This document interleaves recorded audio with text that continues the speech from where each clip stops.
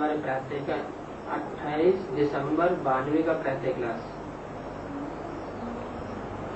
Heading दिया, मीठे बच्चे, तुम्हें अच्छे संस्कार धारण कर पतितों को पावन बनाने की सर्विस करनी है।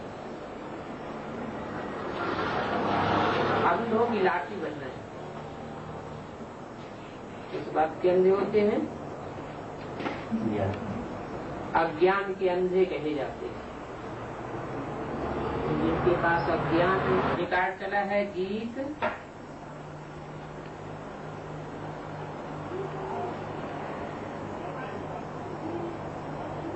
रात के राही तक मत जाना, सुबह की मंजिल दूर नहीं है। वहां अंधों की बात आई और गीत में आई रात की बात। रात भी अंधेरे को कहा जाता है। हम सब है उसको कहेंगे सवेरा, और पुरानी दुनिया है उसे कहेंगे कलयुग को अंधेरा। क्योंकि अंधेरे में जो राक्षसी आत्माएं हैं वो अपना अज्ञान फैलाती है। तो ये तो बच्चों की रूहानी यात्रा है अंधेरे की। रूह की रोशनी लेकर के तुम यात्रा करते हो। सबसे जास्ती महत्व इस रूहानी यात्रा का है। वो भक्ति मार्ग में यात्राएं होती हैं, उनको लोग महत्व तो जास्ती देते हैं, लेकिन वो जानते नहीं है कि उस यात्रा से कुछ फायदा नहीं है। जब जानेंगे कि ये रूहानी यात्रा से हमको कितना फायदा होता है, तो इसका महत्व बहुत बढ़ जाएगा। ये रूहानी ईश्वरीय भाषा है अथवा भाषण है। तुम भी तो भाषण करते हो ना। बाप कहते हैं सबसे जास्ती तो मैं भाषण करता हूँ। सबसे जास्ती कैसे? और धर्म पिताएं आते हैं, महात्माएं आते हैं, साधु संत होते हैं, वो सब आकर के कुछ न कुछ सुनाते हैं, प्रवचन देते हैं, भाषण करते हैं, लेकिन दुनिया तो नीचे गिरती चली जाती है। दुनिया में स्नेह प्यार सौहार्द घटता जाता है। तो नई सत्य की दुनिया लाना, ये सिवाय परमपिता पर ज्ञान की बात समझानी पड़ती है। ज्ञान कहा ही जाता है समझ को, भक्ति कहा जाता है बेसमझी को। सुनते हैं, सुनाते हैं, लेकिन रिजल्ट कुछ भी नहीं निकलता। अंधश्रद्धा पूर्वक भक्ति करते रहते हैं, चलते रहते हैं। जिसने जो कुछ बोला सत्य वचन महाराज कर दिया, दूसरे ने कुछ उल्टा उसके विपरीत बोल दिया तो भी सत्य वचन महाराज कर दिया। गंगा गए गंगाराम और जमुना गए जमुनाराम। गंगा में जाकर के गंगा के दास बन जाते, जमुना में जाकर के जमुना के दास बन जाते। साधु संत महात्माओं के माथे टेकते रहते हैं। परमात्मा बाप कहता है मेरे तो पांव है ही नहीं, मैं तो निराकार ज्योति बिंदु हूँ, मैं जन्म मरण के चक्र में आता ही नहीं हूँ, तो मेरे तुम पांव क्या छुए? मैं जो कुछ तुमको ज्ञान सुनाता हूँ, वो ज्ञान सुन करके तुम अगर जीवन में धारण करेंगे तो सतयुग में जाकर के देवता बन जाएंगे। इसलिए बाप समझाते हैं कि मैं सबसे जास्ती भाषण करता हूँ। मुझे कोई छोटे मोटे सागर हैं, लेकिन वो विशाल सागर है जिसमें सात सागर समा जाते हैं। मैं सागर हूँ और फिर पतित पावन सदगति दाता भी हूँ। जो भी नदियां होती हैं वो ऊंचे पहाड़ से आती है, नीचे से जल लेकर के आती है, और जब मैदान में जाती है तो उसमें कचरा गिर जाता है शहरों का। गंदी हो जाती है। वो सारा कचरा सागर में जब जाता है तो फिर स्वच्छ हो जाता है। तो ऐसे ही परमात्मा भी ज्ञान सागर है। उस ज्ञान सागर में जितने भी मनुष्य मात्र गुरु हुए हैं, उन सबका जितना भी अज्ञान रूपी कचरा है वो सब जाकर के मिक्स हो जाता है कलयुग के अंत में। तो बोला मैं ज्ञान का सागर हूँ, पतितों को पावन बनाने वाला सदगति दाता हूँ। कैसी सदबुद्धि? तो बंधी हुई बुद्धि है। वो तो शास्त्रों का ज्ञान लेते हैं और फिर पढ़ करके दूसरों को सुनाते हैं। शास्त्रों में, पुस्तकों में जो भी ज्ञान है वो बंधा हुआ ज्ञान है। कोई भी पुस्तकें पढ़ करके, पुस्तक पढ़ने के बाद पुस्तक किसी के प्रश्नों का जवाब नहीं देती। वो सद्गुरु ऐसा है जो हर प्रश्न का जवाब देता है। हर प्रश्न का जवाब उससे मिलता है। सृष्टि के आदि मध्य अंत की कोई भी नॉलेज ऐसी नहीं है जो उससे न मिलती। बाप कहते हैं वास्तव में मेरा नाम तो एक ही है। क्या नाम है? मेरा नाम शिव है। शिव का अर्थ ही होता है कल्याणकारी। मैं जो भी आकर के सुनाता हूँ उस एक एक वाक्य में, एक एक वसंस में कल्याण भरा हुआ है। मैं जो भी आकर के कर्म करता हूँ उस एक एक कर्म में कल्याण भरा हुआ है। इसलिए मुझे ही शिव कहते हैं। सिर्फ शिव ही नाम नहीं है, सदा शिव कहा जाता है। माना कोई भी ऐसा टाइम नहीं है जिस टाइम में मेरे कर्म, मेरी वाचा से शिव अर्थात कल्याण न होता हो। दुष्ट युद्ध जिसने किया तो दुर्योधन नाम पड़ा। रावण है जो रावण माना दुनिया को रुलाता है, उसका नाम रावण पड़ा। राम है जो दुनिया को रमण कराता है सुख में, सुख की दुनिया में खेल खिलाता है, उसका नाम राम पड़ा। योगी लोग उसमें रमण करते हैं उसकी स्मृति में। तो ये भी शास्त्रों के नाम है, वो सब काम के आधार पर है। तो भगवान का भी जो नाम है वो उसके काम के आधार पर है। वो सदैव कल्याण ही कल्याण करता है, अकल्याण कभी नहीं करता। तो एक ही नाम है। मुझे ही कहते हैं ज्ञान का सागर और सदगति दाता। बहुतों को तो नहीं कह सकते। अगर बहुत इस सृष्टि का कल्याण कर सके होते तो ये सृष्टि का अभी तक कल्याण हो जाना चाहिए। लेकिन दुनिया का कल्याण नहीं हुआ। 2500 की हिस्ट्री तो हमारे पास मौजूद है। इधर आगे बढ़ो। 2500 में द्वैतवाद बढ़ा है, अनेकता बढ़ती गई, मत मतांतर बढ़ते रहे। इतने इतने मत मतांतर बढ़े कि घर घर में है जो भी घर के भांति होते हैं वो सब आपस में एक दूसरे से टकराते हैं। घर घर में अशांति हो जाती है। तो दूसरे मनुष्य जो भी सिखलाते हैं, जो भी बताते हैं, उससे दुनिया में अशांति बढ़ती है। परंतु ये तो ड्रामा है। एक चक्र भी दिखाते हैं, परंतु इस सृष्टि चक्र की आयु भिन्न भिन्न दिखाते हैं। तो इस चक्र का भी ज्ञान चाहिए ना। वास्तव में सृष्टि चक्र की आयु कितनी है? वो तो कहते हैं हजारों वर्ष है, लाखों वर्ष है। सत्य की आयु भी लाखों वर्ष बताई दी। भगवान बाप आकर के बताते हैं इस सृष्टि की आयु 2500 वर्ष की दुगनी 5000 वर्ष। 2500 वर्ष सुख और 2500 वर्ष दुख। सुख का समय और दुख का समय बराबर बराबर है। जैसे रात और दिन बराबर बराबर होती है, 12 घंटे का दिन 12 घंटे की रात होती है, ऐसे ही इस सृष्टि पर सुख दुख का पीरियड तो बराबर बराबर है। लेकिन मनुष्य आत्मा अपने कर्मों के अनुसार उस सुख और दुख के पीरियड को बढ़ाए घटाए।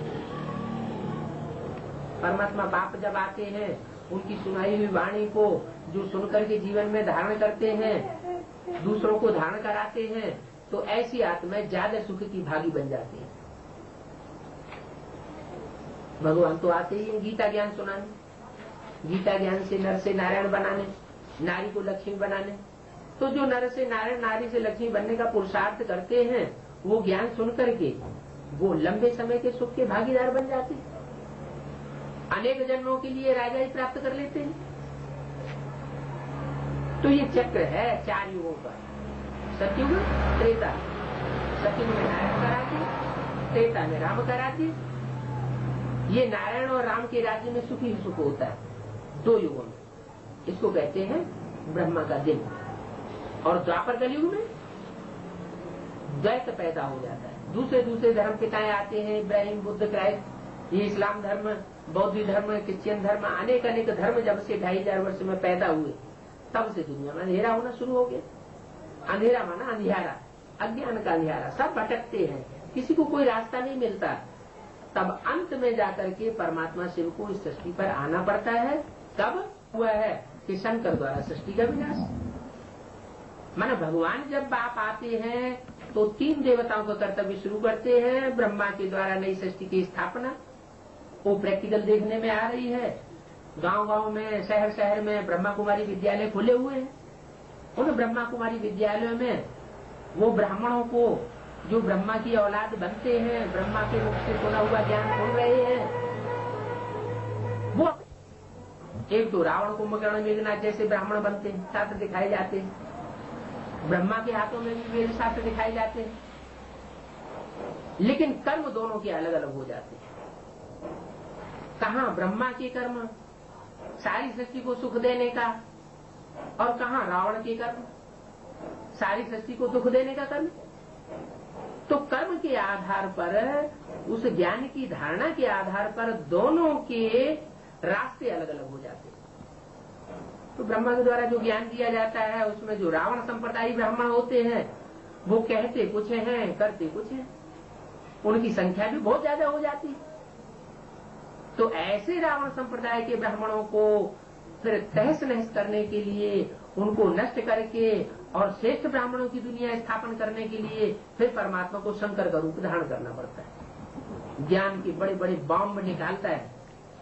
उन बॉम्बों से कहो, अथवा राम वाली आत्मा जिसे शंकर का नाम दिया जाता है, उसके ज्ञान के बाणों से कहो, उन असुरों को घायल किया जाता है, उनके पापों को नाश किया जाता है। जब पाप साप नाश हो जाते हैं, तो वही श्रेष्ठ आत्माएं जो है वो असुर से देवता भी बन जाती है। सब तो नहीं बन सकते, कुछ बनते हैं, कुछ नहीं बनते हैं। स्कूल होता है, स्कूल में कोई बच्चे पास होते हैं, कोई बच्चे ना पास होते हैं। तो ऐसे ये भी स्कूल है, सदगति करने का ज्ञान दिया जाता है। ये ईश्वरीय यूनिवर्सिटी है। इस यूनिवर्सिटी में कोई अच्छे पढ़ाई पढ़ने वाले स्टूडेंट्स होते हैं, कोई न पढ़ाई पढ़ने वाले स्टूडेंट्स होते हैं। तो जो अच्छी पढ़ाई पढ़ने वाले स्टूडेंट्स हैं, वो सतयुग में जाकर के देवता बनते हैं। त्रेता में जाकर के राम के राज्य में बहुत सुख पाएंगे। 2 युगों का पूरा सुख उनको मिलता है, लेकिन उनकी संख्या कम होती है। आज की कलयुग की सृष्टि की जनसंख्या 500-600 करोड़, और सतयुग की दुनिया में जो जनसंख्या होती है वो बहुत थोड़ी होती है। सतयुग में सिर्फ 2 करोड़ मनुष्य आते हैं, वो भी शुरुआत में तो 9 लाख ही होंगी। जो 9 लाख का हार गाया जाता है, गले का हार बनते हैं परमात्मा के 9 लाख आत्माएं। 9 लाख सितारे भी आसमान में कहे जाते हैं। वो सितारे तो जड़ सितारे हैं, और हम इस धरती के चैतन्य सितारे हैं। ये 9 लाख सितारे जो हैं, वो जब कलयुग के अंत में एटम बम फटते हैं, एटमिक विनाश होता है, तो सारी दुनिया में ये 9 लाख सितारे ज्ञान की चमक मारते हैं। इनके अंदर इतना ज्ञान होता है कि सारी दुनिया इनको झुक जाती है। कहाँ 500-600 करोड़ मनुष्य सृष्टि के लोग, और कहाँ 9 लाख सितारे सारी दुनिया में चमक मारने वाले, रोशनी देने वाले। इनकी महिमा सारे संसार में हो जाती है। इसलिए वो 9 लाख आत्माएं प्रसिद्ध हैं, जो सतयुग के पहले जन्म में जाकर के जन्म लेती है। 16 कला संपूर्ण अहिंसक मर्यादा पुरुषोत्तम नई सृष्टि की मालिक बनती है। यथा राजा तथा प्रजा वहां दुनिया में होता है। तो ये चक्र का ज्ञान तुम बच्चों को चाहिए। सतयुग में नारायण का राज्य 16 कला संपूर्ण, त्रेता में राम का राज्य 14 कला संपूर्ण।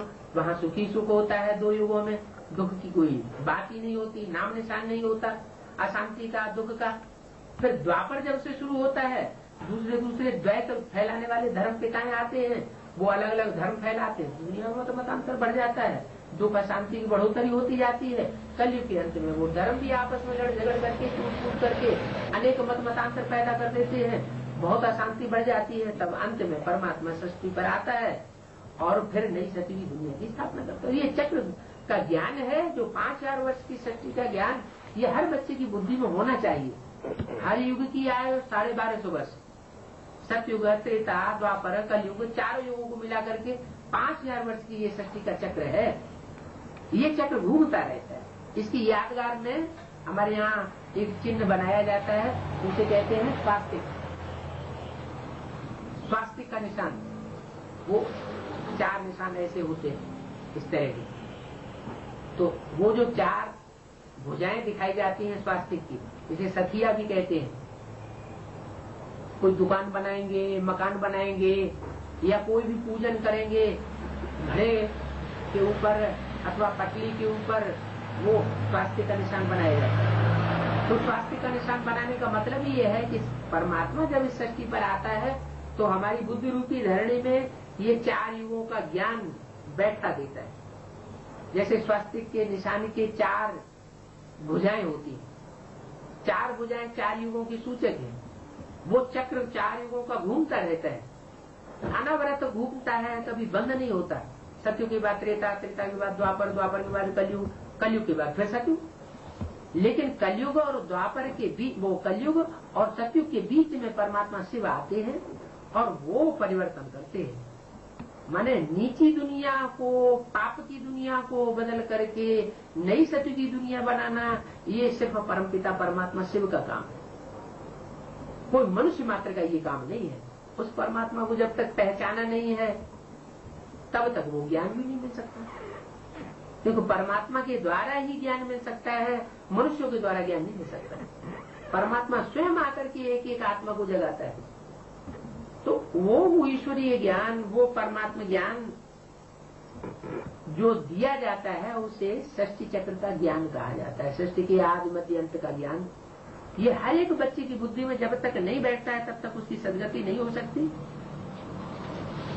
वो मनुष्य गुरु तो लाखों वर्ष कह देते हैं,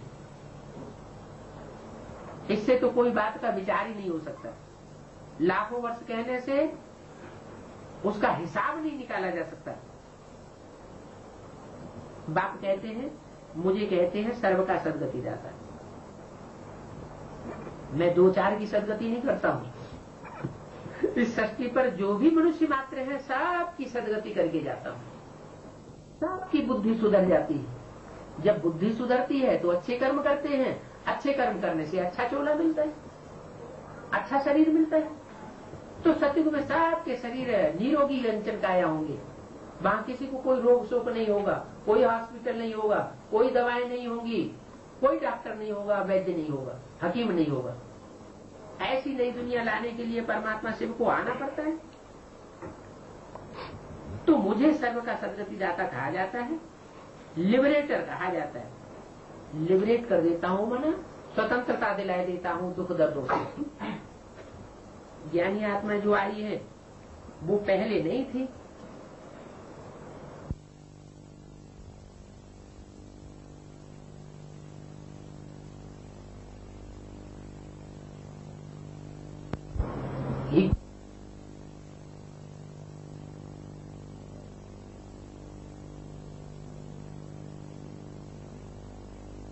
शैतान से आते हैं। रावण को 10 मुख होते हैं। 10 मुख का मतलब ही है 10 मत फैलाने वाला, पंचायती राज्य बनाने वाला, 5 पंचों का राज्य बनाने वाला। परमात्मा तो आते ही है राजयोग सिखाने। राजयोग का मतलब यह है राजाई। राजा तो एक होता है, एक राजा की मत पर सारी प्रजा चलती है, इसलिए वो श्रेष्ठ कहा जाता है। श्रेष्ठ राज्य है। उस श्रेष्ठ राज्य में सारी सृष्टि सुखी हो जाती है। आज रावण का राज्य है, पंचायती राज्य है, हर देश में पंचायती राज्य है। तो सारे ही देशों में मारामारी लगी हुई है, सभी दुखी हैं। अर्थात जो आगे आगे रास्ता दिखाता है, उससे आगे बढ़ करके और कोई रास्ता दिखाने वाला नहीं होता। वो सबसे आगे रह करके क्या रास्ता दिखाता है, बाकी सब पीछे पीछे चलते हैं। गाते भी हैं, हे पतित पावन सर्व के सदगति दाता। वो गुरु तो होते ही हैं अनेक। गुरु किया जाता है गति करने के लिए। गुरु को आगे रखा जाता है और फॉलोअर्स को पीछे रखा जाता है। फॉलो माने पीछे पीछे चलने वाले। यहां ऐसी बात है, मेरे यहां कैसी बात है? वो दुनिया में तो गुरुओं को आगे रखते हैं और यहां परमात्मा बाप आते हैं तो गुरु और फॉलोअर्स का चक्कर खत्म कर देते हैं। कहते तुम मेरे बच्चे हो। यहाँ गुरु और फॉलोअर की बात नहीं है। ये गुरु समझ करके माथा टिकाने की बात नहीं है। माताओं को तो और ही सर माथे पर रखते हैं, बताते हैं कि तुमको तो वंदे मातरम कहा जाता है, तो तुमको सर माथा टुकाने की क्या दरकार है? माताएं ही नरक की दुनिया को, जो भी बच्चे हैं जो बाप का ज्ञान सुनते हैं उनको बाप आकर के आगे बढ़ाते हैं। खुद आगे नहीं रहते, खुद विश्व की बादशाही नहीं लेते, तुम बच्चों को आकर के विश्व की बादशाही देते। तो बताया यहाँ ऐसी बात नहीं है कि फॉलोअर्स पीछे रहे और गुरु आगे रहे। यहाँ तो बाप कहते हैं तुम बच्चे आगे आगे बढ़ो, मैं पीछे पीछे आता हूँ। उन्हें चराते थे, कृष्ण को भगवान के रूप में दिखाया हुआ है। तो गौशाला है ना, गौ के आगे ग्वाला जाता है क्या? नहीं, वो गऊ के पीछे पीछे रहता है। अगर आगे आगे चला जाए तो गऊ इधर उधर हो जाएंगी क्या? अगर ग्वाला आगे चला जाए तो गऊ इधर उधर हो जाएंगी। तो वो ऐसा कृष्ण भगवान का रूप इस सृष्टि पर गऊओं को पालने वाला, गौशाला बनाने वाला, वो पीछे पीछे चल करके गऊओं की पालना करता है। इसलिए ग्वाला को पीछे आना पड़ेगा। ग्वाला पीछे पीछे आता है और गऊओं को आगे आगे चलाता है। तुम आगे चलो। बापू यहाँ पिछाड़ी में रहते हैं। ये सारी सृष्टि का बापू जी है। ये भी कहते हैं मेरे को पीछे कर दो, मेरी गति सदगति बाद में होने दो, पहले तुम्हारी सदगति हो जाए। बाप भी पिछाड़ी में रहते हैं। आजकल भक्त लोग समझते हैं आगे महात्मा भी हो और पीछे पीछे हम चले। भक्ति मार्ग में समझते हैं महात्मा जी को आगे रखते हैं और पीछे पीछे हम चले। और बाप क्या कहते हैं कि मुझे तुम पीछे रहने दो अब तुम आगे आगे चलो, तुम अपनी सदगति पहले कर लो, मेरी भले दुर्गति रहने दो। मैं पीछे पीछे चलूंगा, तुम्हारी पहले सदगति मैं करना चाहता हूं। तो वहां तो गुरुओं को आगे रहना बेइज्जती समझते हैं, उनसे आगे जाना बेइज्जती समझते हैं। बाबा कहेंगे बच्चे तुम आगे हो जाओ, मैं पीछे पीछे चलूंगा। क्या तुम 16 कला संपूर्ण अहिंसक मर्यादा पुरुषोत्तम पहले बन जाओ? क्यों ऐसा कहते हैं?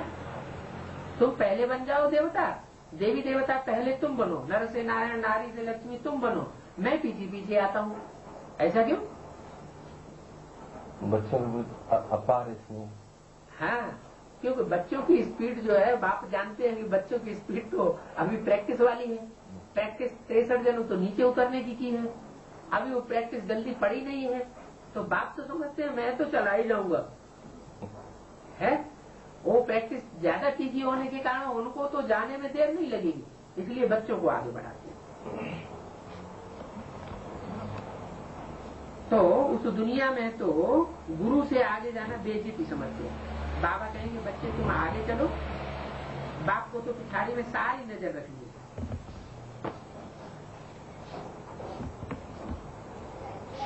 पिछाड़ी में बाप रहता है, कहीं ऐसा न हो कोई गऊ को कोई शिकारी मार दे, बच्चों को कोई खा न जाए। माया बिल्ली है ना, वो पीछे पड़ जाती है।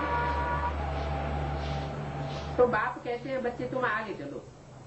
मिसाल है ना, शेर रे शेर, शेर आया, परंतु शेर था नहीं। तुम्हारे लिए भी कहते हैं, बीके कहते हैं विनाश होगा, लेकिन होता ही नहीं है, परंतु होना तो जरूर है। कितनी बार ऐसा हो गया है? कई बार ऐसा हो गया, धोखा हो गया। कोई ऐसे ही बोल दिया शेर आया, लेकिन आया नहीं। एक बार कह दिया, दूसरी बार कह दिया, तो ऐसे थोड़े ही कि विनाश होगा ही नहीं। ये एटम बम जो बने हैं वो हमारी दुनिया जो देखने में आ रही है, इतनी चमकीली दुनिया, उसकी सजावट के लिए बने क्या? उन एटम बमों से इस दुनिया की सजावट होगी क्या? नहीं, वो तो दुनिया के विनाश के लिए बने हैं। आज से 50 साल पहले क्यों नहीं बन गए? 60-70 साल पहले क्यों नहीं बन गए? इसलिए नहीं बन गए थे कि आज से 60 वर्ष के अंदर भगवान को भी सृष्टि पर आना था। जब आता है तो नई दुनिया की रचना करने के लिए एक तरफ ज्ञान सुनाता है ब्रह्मा द्वारा, पुरजोश पर हो जाती है, विनाश का पूरा साथ सामान तैयार हो जाता है और स्थापना का काम भी पूरा तैयार हो जाता है। ब्राह्मण जिनको नई सृष्टि की पालना करनी है उनकी तैयारी हो जाती है, तो एटम बम के द्वारा धमाका शुरू हो जाता है, विनाश होता है। पुरानी दुनिया में जो पापाचारी हैं, भ्रष्टाचारी हैं, दुराचारी हैं, ईश्वरीय ज्ञान न लेने वाले हैं, ईश्वर से और देवताओं से द्वेष करने वाले हैं, उन भूत प्रेतों का खात्मा हो जाता है। वो इस शक्ति पर, नई शक्ति पर रहने लायक नहीं है, इसलिए उनको जाना पड़ता है। तो तुम वो किसी को पता नहीं। उन्होंने दिखाया कि 5 पांडव बचे और वो भी पहाड़ों पे जाके गिर मरे, तो फायदा क्या हुआ? द्वापर के अंत में महाभारत युद्ध हुआ और सारी दुनिया तो गल गई, तो फिर फायदा किस हुआ? फायदा तो कुछ भी नहीं दिखाया। वास्तव में ऐसा नहीं है कि द्वापर के अंत में परमात्मा के देश में आता है, वो तो वास्तव में आता ही है कलयुग के अंत में। कलयुग के अंत में आता है और जो 5 पांडव और द्रौपदियां होती हैं उनको ज्ञान सुना करके आगे बढ़ाता है। कितना आगे बढ़ाता है? इतना आगे बढ़ाता है कि वो अपने देह अभिमान रूपी जो दुम्ब है उसको गलाए दे। ये देह अभिमान से ही काम, क्रोध, लोभ, मोह, अहंकार 5 विकार पैदा होते हैं। इन 5 विकारों को नष्ट करने के लिए परमात्मा ये ज्ञान सुनाता है जिस ज्ञान से देहभान गल जाए, नष्ट हो जाए। तो उस ज्ञान को गलाने, ज्ञान के द्वारा देहभान को गलाने का काम किया है। वो कैसे होता है? जब पहाड़ों पर चढ़ते हैं तब होता है। पहाड़ पर चढ़ना माने ऊंची स्टेज में जाना। शिव के मंदिर हैं हमेशा ऊंचे स्थान पर दिखाए जाते हैं। इसका मतलब क्या हुआ? क्या वो अमरनाथ में बैठा हुआ है पहाड़ पे? नहीं, वो ऊंची स्टेज में रहता है, बच्चों के पीछे पीछे चलता है, लेकिन पीछे पीछे होते हुए भी बुद्धि योग से वो ऊंचा रहता है, बच्चों को आगे बढ़ाता है। तो कहने का मतलब ये हुआ कि परमात्मा जो है वो महाभारत लड़ाई के बाद ऐसा नहीं है कि कलयुग आ जाता है, पापी युग आ जाता है, पापी युग की स्थापना करने के लिए आता है। नहीं, फिर भगवान के आने का फायदा क्या हुआ? भगवान तो आता ही है कलयुग के अंत में, और कलयुग के अंत में आकर के हमारे देवभान को गला करके हमको देवता बना देता है। तुम बच्चे भी नंबरवार पुरुषार्थ संसार इस कल्याणकारी कार्य को जानते हो। हमको बाबा की मदद है। तुम्हें पता है कि हमें मदद किसकी मिलती है? तुम जानते हो बाबा आया हुआ है, पतितों को पावन बनाने के लिए आया हुआ है। तो बच्चों को भी यही सर्विस करके ऊंच पद पाना है। कौन सी सर्विस? कि बाप के कार्य में हम कैसे पतितों को पावन बनाने के लिए मददगार बने। तुम जानते हो बाबा आया हुआ है, पतितों को पावन बनाना है, अंधों की लाठी बनना है, रास्ता बताया जाता है। अलफ और बे का रास्ता है। क्या है अलफ बे का रास्ता? अलफ हो उर्दू में कहते हैं खड़े डंडे को, और बे कहते हैं पड़े डंडे को। खड़ा डंडा खींच दिया तो अलफ हो गया, डंडा पड़ा खींच दिया तो बे हो गया। अलफ बे पे टे ते से, जैसे हिंदी में आ आई ई उ का ख ग घ, अंग्रेजी में ABCD EFG अक्षर होते हैं ना, तो ऐसे ही पहला अक्षर उर्दू में माना जाता है अलफ। अलफ माना खड़ा डंडा, माना जो आत्मा आदि से लेकर के और अंत तक के पुरुषार्थ में जब बाप का पार्ट बजाती है, परमात्मा पार्ट बजाती है, जिस आत्मा के द्वारा परमात्मा पार्ट बजाते हैं, क्योंकि परमात्मा तो ज्योति बिंदु है, वो तो न खड़ा डंडा है न पड़ा डंडा।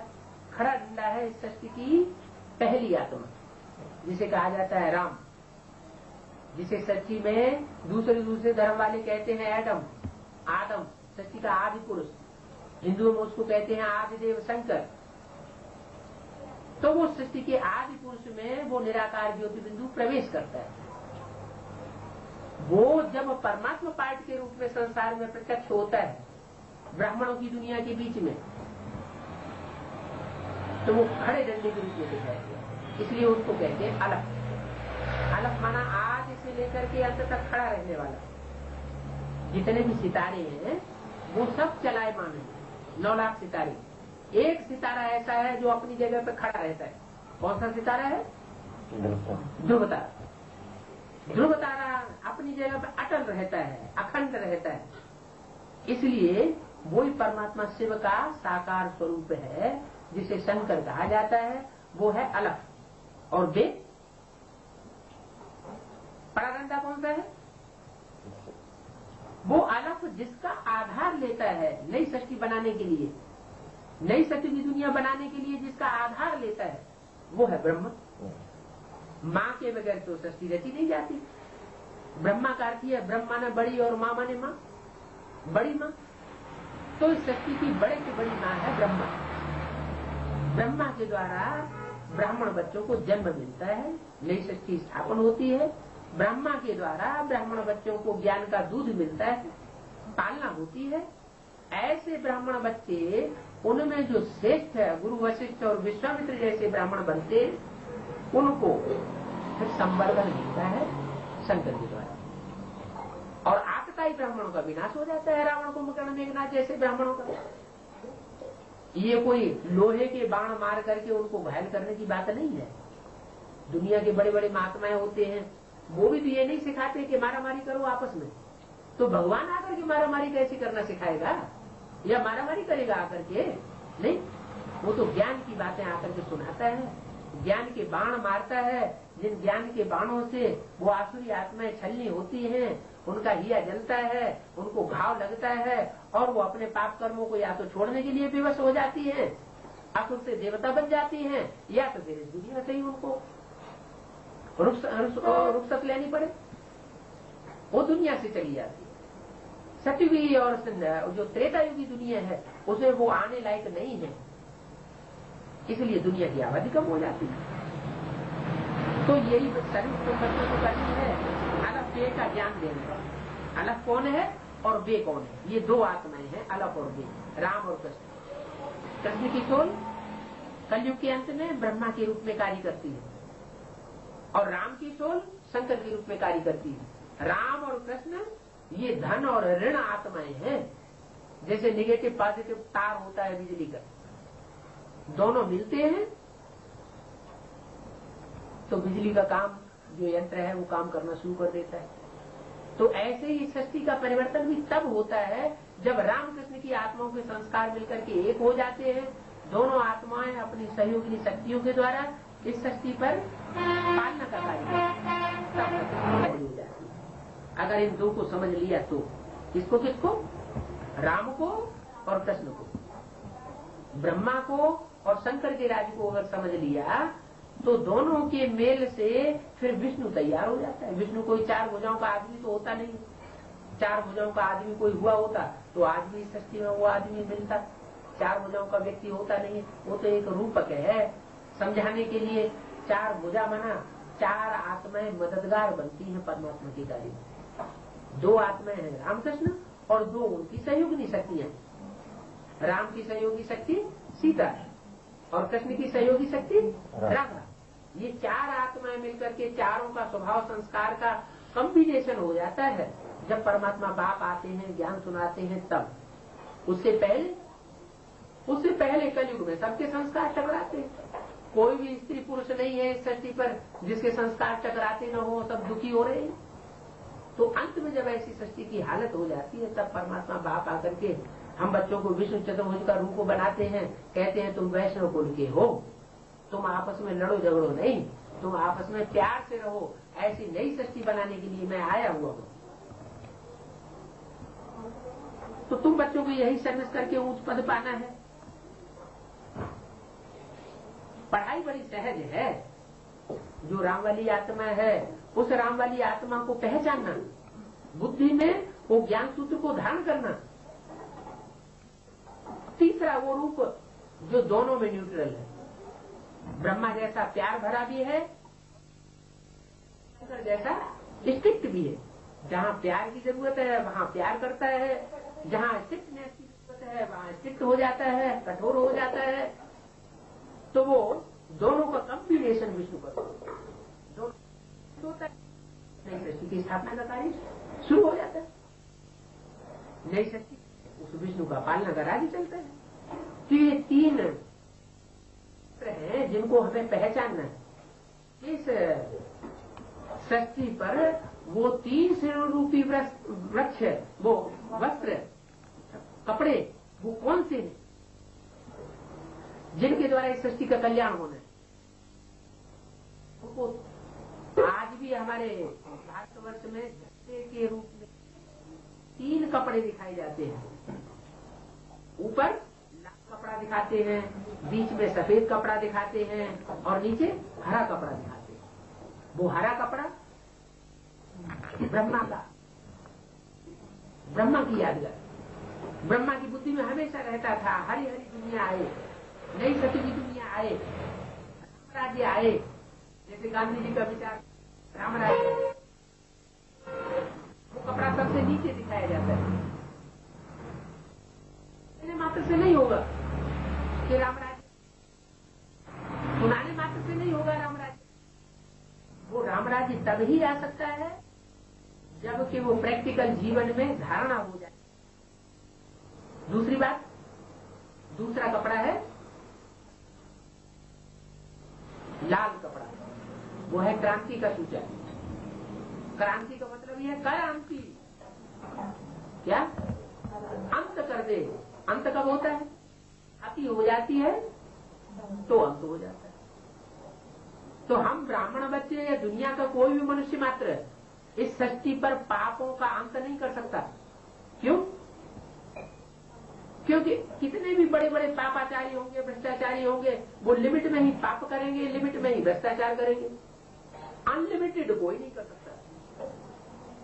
तो पापों में पाप बढ़ाने का रहम करने के लिए परमात्मा बाप को आना पड़ता है। वो अति कर देता है। बच्चे तो कर नहीं पाते अति, तो वो अति कर देता है। कैसी अति करता है? इतनी अति कर देता है, इतनी अति कर देता है कि काम, क्रोध, लोभ, मोह, अहंकार का अंबार चारों सृष्टि पर चारों तरफ हो जाता है। इतना काम, क्रोध, लोभ, मोह, अहंकार बढ़ता है कि आदमी को नफरत आ जाती है। और जब नफरत आ जाएगी तो अपने आप क्या करेगा? बुद्धि से त्याग देगा, वैराग आ जाता है। तो ये वैराग दिलाने का कार्य है शंकर का। कोई मनुष्य मात्र ऐसा नहीं है जो इस सृष्टि पर इस दुनिया से, चमचमी दुनिया से वैराग्य दिला सके। तो परमात्मा कार्य है, दूसरा कार्य है, दूसरी मूर्ति का कार्य, जिसे लाल कपड़े के रूप में दिखाया जाता है। क्रांति, क्रांति का रंग का सूचक है लाल रंग। वो लाल रंग जो है अंत कर देता है, पुरानी सृष्टि का अंत कर देता है। और जब पुरानी सृष्टि का अंत हो जाता है,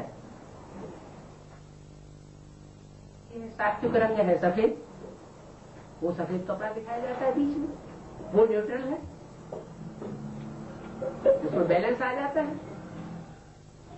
तो ऐसी विष्णु की दुनिया स्थापन करने के लिए परमात्मा बाप को आना पड़ता है। ये तीन देवताओं को, ये तीन देवता रूपी वस्त्रों को अच्छी तरह जिन्होंने पहचान लिया और पहचान करके उनका अनुसरण करना शुरू कर दिया, वो ही परिवर्तन इस सृष्टि पर ला सकते हैं। परमात्मा के कार्य में सहयोगी बन सकते हैं, वरना तो सहयोगी नहीं बन सकते। सिर्फ सुनाने से कुछ नहीं होगा। समझने की बात है। क्या समझना है? उन तीन मूर्तियों को समझना है जो सृष्टि पर परिवर्तन लाती है।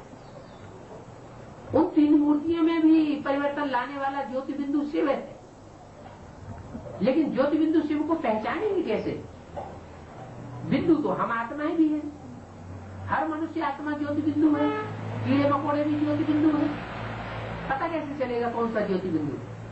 तो 3 मूर्तियां हैं जिनके द्वारा वो ज्योति बिंदु परमात्मा शिव का पता चल जाता है कि ये परमात्मा का पार्ट है।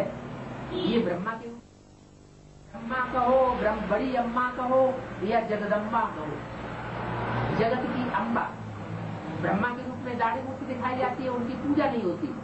वही ब्रह्मा का जो रूप है छोड़ने के बाद जब किसी स्त्री चोले में प्रवेश करता है तो स्त्री चोले के द्वारा वो स्वर्ग की स्थापना कराता है, स्वर्ग की गेट खुलवाता है। इसलिए जगदम्बा की पूजा होती है, ब्रह्मा की पूजा नहीं होती। जगदम्बा का चित्र पूजा जाता है, मंदिर बनते हैं, मूर्तियां बनती हैं। जगदम्बा का इतना भारी मेला लगता है वैष्णो देवी में। तो मेला लगा है तो जरूर जगदम्बा ने कोई कार्य किया होगा। क्या कार्य किया होगा? परमात्मा बाप से मिलन मनाने का जितना पार्ट जगदम्बा ने बजाया उतना और सच्ची में किसी ने नहीं बजा पाया। तो इसलिए जगदम्बा की पूजा होती है। तो जगदम्बा कहो, ब्रह्मा कहो, वो व्यक्तित्व एक ही हुए, एक ही व्यक्तित्व है और उसमें 2 सोल काम करती है। एक दादा लेखराज ब्रह्मा जिनके द्वारा ब्रह्मा कुमारी ईश्वरी विश्वविद्यालय की स्थापना हुई, गांव-गांव में, शहर-शहर में ब्रह्मा कुमारी ईश्वरी विश्वविद्यालय स्थापन है। और दूसरा ब्रह्मा के बाद आता है शंकर का कार्य। तो शंकर है राम वाली आत्मा, वो कड़क स्वभाव वाली है। जैसे घर में बाप कड़क स्वभाव का होता है, माँ जो होती है थोड़ी लूज होती है। अंधा, कोढ़ी, काना, कुब्जा, चोर, डकैत बच्चा भी होगा, शराबी भी बच्चा होगा तो उसको अपनी गोद से अलग नहीं करेगी, वो उसके ऊपर भी रहमदिल बनती रहती है, भले घर का सत्यानाश होता रहे। तो ऐसे ही ब्रह्मा का कार्य है। ब्रह्मा को ज्ञान चंद्रमा भी कहते हैं। चंद्रमा की रोशनी में कीड़े मकोड़े पल सकते हैं, लेकिन सूर्य की रोशनी में कीड़े मकोड़े नहीं पलते। तो वो सूर्य है, ज्ञान सूर्य परमात्मा शिव, जो शंकर के द्वारा संसार में प्रत्यक्ष होता है। इसलिए शिव और शंकर को मिलाते हैं, एक कर देते हैं। शिव ब्रह्मा को नहीं मिलाते, शिव विष्णु को नहीं मिलाते, या शिव को किसी दूसरे देवता के साथ नहीं मिलाते। किसके साथ मिलाते हैं? शिव को शंकर के साथ मिला लेते हैं, क्योंकि शंकर ही एक ऐसा बड़ा बच्चा है, देव देव महादेव का। देव ब्रह्मा, देव विष्णु और उन सबसे ऊपर महादेव, ऐसा बड़ा बच्चा है जो इस सृष्टि पर शांति स्थापन करने वाला है। शांति स्थापन होगी तो विष्णु की सुखी दुनिया भी आ जाएगी। तो दूसरी मूर्ति हुई शंकर और तीसरी मूर्ति है विष्णु, वो वैष्णो देवी, जो बैलेंस का पार्ट बजाने वाली है। कैसा बैलेंस का पार्ट बजाने वाली है? कि ज्यादा प्यार भी नहीं और ज्यादा मार भी नहीं, इतना प्यार भी नहीं जो ब्रह्मा की तरह ब्रह्मा कुमार कुमारी सब बिगड़ करके रावण संप्रदाय बन जाए, किसी की बात सुनते ही नहीं है, सब अलग अलग हो गए।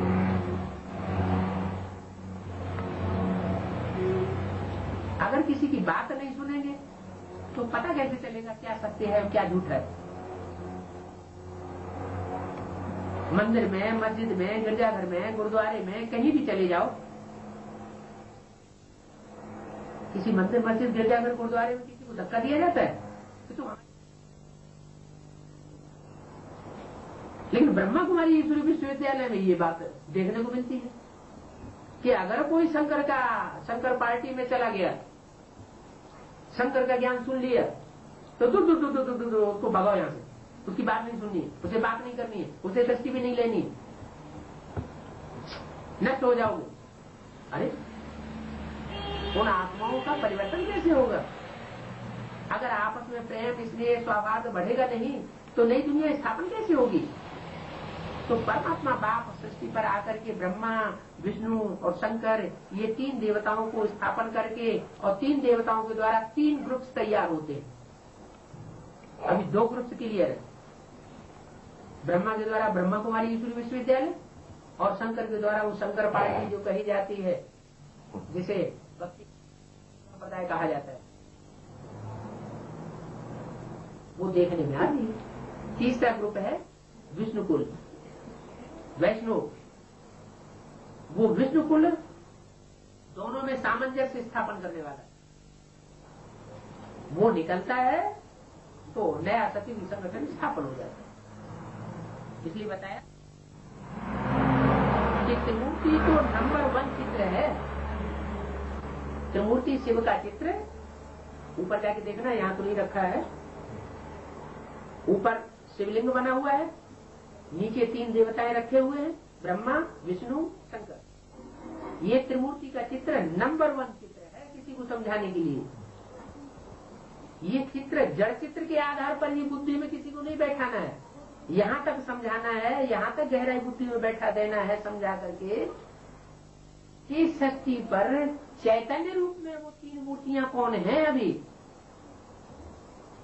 जिनका झंडा बुलंद करना है हमको। कपड़े का झंडा बुलंद नहीं करना। कपड़े का झंडा बुलंद करने से जो हम गाते हैं, बच्चों को झंडा दे दिया जाता है, हाथ में झंडा ऊंचा रहे हमारा विजय विश्व तिरंगा प्यारा, वो कपड़े का झंडा से किसी ने विश्व विजय करके दिखाई? विश्व विजय होगी नहीं। कोई 3 मनुष्य आत्माएं हैं, जो 3 मनुष्य आत्माएं ऐसा कर्म करती हैं, ऐसा संगठन बनाती हैं, जो संगठन एक होकर के सारे विश्व पर विजय प्राप्त कर लेते हैं। तब उनका गायन होता है विजय विश्व तिरंगा प्यारा। ये 3 शरीर रूपी वस्त्रों की बात है, कोई कपड़े की बात नहीं है। तो त्रिमूर्ति का चित्र मुख्य है,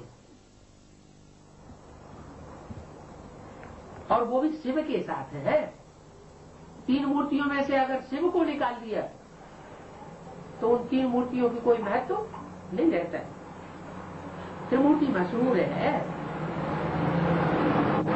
शिव परमात्मा उनसे ऊंचे हैं, वो तो फिर भी सूक्ष्म है। कौन? 3 देवताएं। परमात्मा शिव सूक्ष्म मनन चिंतन मंथन करने की उसको दरकार नहीं है। जो 3 देवताएं हैं या जो भी ब्राह्मण हैं, ब्राह्मण से देवता बनने वाली आत्माएं हैं, उनको मनन चिंतन मंथन करके सूक्ष्म स्टेज में रहने की जरूरत है। परमात्मा मनन चिंतन मंथन करेगा क्या? उसके अंदर तो तीनों काल का ज्ञान भरा ही हुआ रहता है हमेशा, वो तो कभी अज्ञानी बनता ही नहीं। जो अज्ञानी बनते हैं, ज्ञानी बनते हैं, ज्ञानी से अज्ञानी, अज्ञानी से ज्ञानी, उनको जरूरत है मनन चिंतन मंथन करने की। तो बोला वह परमपिता परमात्मा तो फिर भी सूक्ष्म है, वो सूक्ष्म नहीं है, उसको सूक्ष्म रूप धारण करने की दरकार नहीं है। उनसे ऊंचे है परमात्मा, जो सूक्ष्म रूप धारण करते हैं, उनसे ऊंचे। यानी ब्रह्मा विष्णु शंकर 3 देवताएं सब देवताओं से ऊंचे हैं, और उनसे भी ऊंचा परमात्मा शिव है। परंतु उनका नाम रूप देश काल कुछ भी जानते नहीं।